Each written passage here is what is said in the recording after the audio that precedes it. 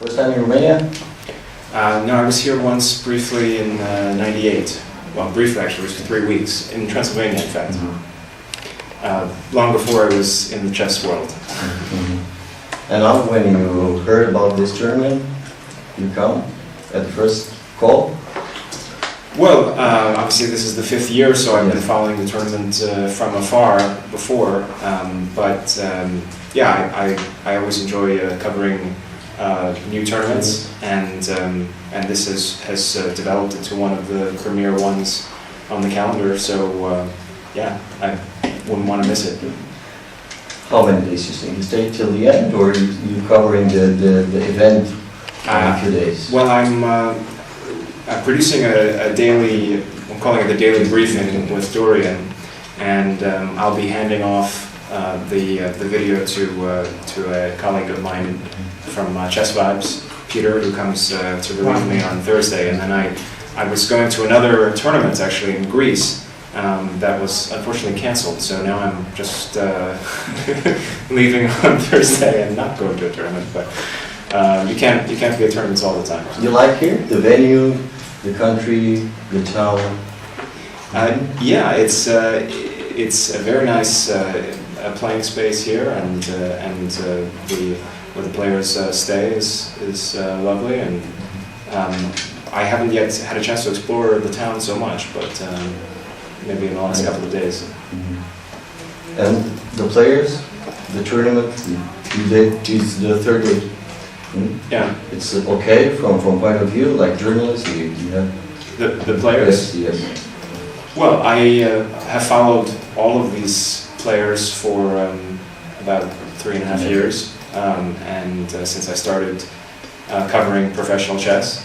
So they're familiar to me, but it seems like a good mix. And I guess Disipiano, the Romanian, is the one I know the least, actually, although I have, of course, met him at various tournaments over the years as well. But it's nice to have a lot of players who are generally known for playing fighting games like Magnus and Hikaru Nakamura. They say now we have the climax of this tournament. How you will see the next year, the players? Who is the guy who missing this year? You mean this field world is the climax? Yeah, well, so far, yeah, I guess, and being the 5th one, it's nice to have the sort of first anniversary in effect. I mean, it's significant to be such a strong field, but well, it's hard to say. I mean, with only 6 players, there are so many possible players that you could invite in a small field. You always have to make some difficult decisions. But I don't know. I mean, obviously the world champion has not played here, but maybe pretty much every major tournament wants to have the world champion. Wants to have Magnus. This year Nakamura is playing in almost all of the major events, so it has a very full calendar as well. So you sort of have to see who can fit it into their schedule. I know the Americans like football, baseball, and basketball. How is the chess in the United States? Well, the scholastic scene, chess in the schools, has been thriving for the last couple of decades. Really, it's grown quite a lot. I mean, I came up myself in one of the first elementary school, grade school programs that had chess as part of the curriculum. And now you have that quite common in cities all over the U.S. But well, as is the case in much of the world, when the kids grow up, get to high school and college, many of them stop playing.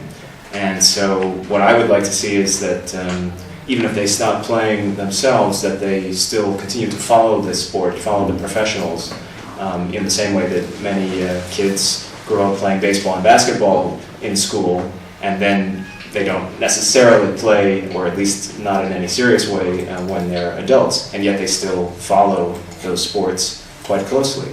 and know what's going on in the world of that sport and what all the players are doing and who the competitive teams are, and etc. So yeah, so it's still a goal to try to have chess evolve in the same way, to try to encourage this very large population of kids that play when they're young to continue to be involved in chess in some way later in life. Thank you very much. You're welcome.